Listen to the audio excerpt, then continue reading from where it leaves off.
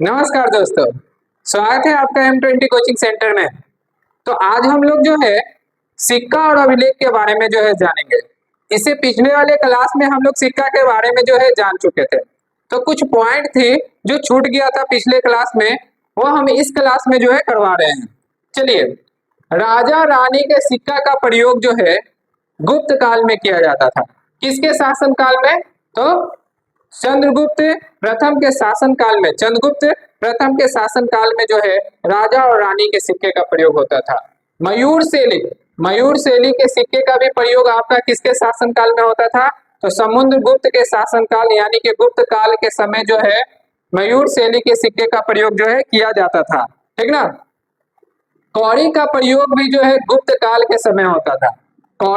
कौड़ी का प्रयोग जो है किसके शासन काल में या किस काल में होता था? तो गुप्त काल के समय ही जो है कौड़ी का प्रयोग किया जाता था।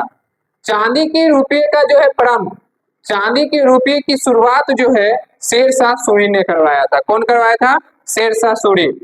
सोने की असरकूप की शुरुआत जो है कौन करवाए थे? तो शेरशाह सूरी। ये जितने भी है यहाँ पर पॉइंट वो सारे इंपॉर्टेंट है और एग्जाम में जो है इस तरह के क्वेश्चन आपको देखने के लिए मिलेंगे। तो आप जो इस वीडियो को इग्नोर मत कीजिएगा, सीखिएगा और हो सके तो आप अपने नोटबुक में जो है नोट कॉपी में इसे नोट कीजिएगा। चलिए, आज हम लोग अभिलेख के बारे में जानेंगे। हम लोग आज पढ़ेंगे कि अभिलेख होता क्या है, अभिलेख कितने प्रकार के होते हैं, भारत में जो है किन किन जगह से अभिलेख मिले हैं, ये सब चीज के बारे में हम लोग जो है जानेंगे।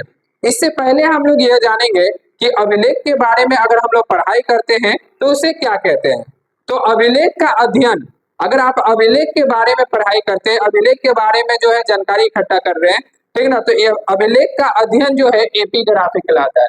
क्या कहलाता है? एपिग्राफी। अभिलेख का अध्ययन क्या कहलाता है? एपिग्राफी। अब देखिएगा अभिलेख कहते किसको है?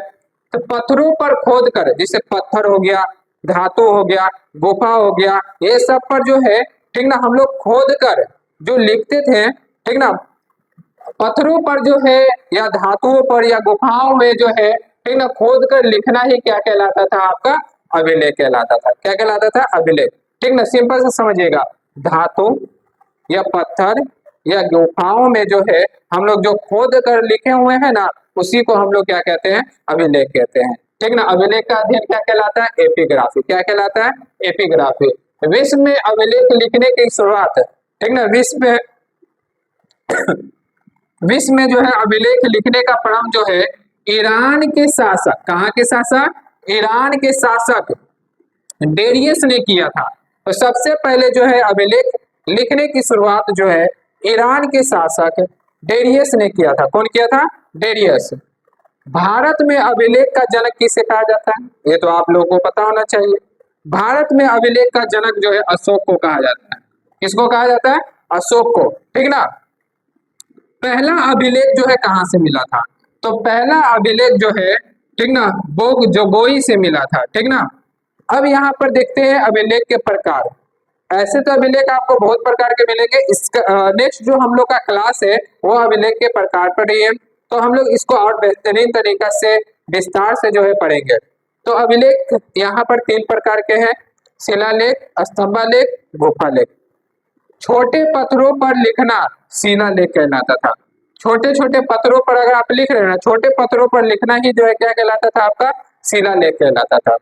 तो इस तरह के वीडियो अगर आप चाहते हैं कि आप तक पहुंचते रहें तो आप हमारे चैनल से जो है जुड़ जाइए। हमारे वीडियो को जो है अच्छी तरीका से जो है शेयर कीजिए, हमारे वीडियो को जो है लाइक कीजिए और इसको जितना से जितना हो सके जो है अपने दोस्त, भाई और बहनों तक जो है इसको पहुंचा दीजिए। कल फिर मिलते हैं एक नए क्लास के साथ।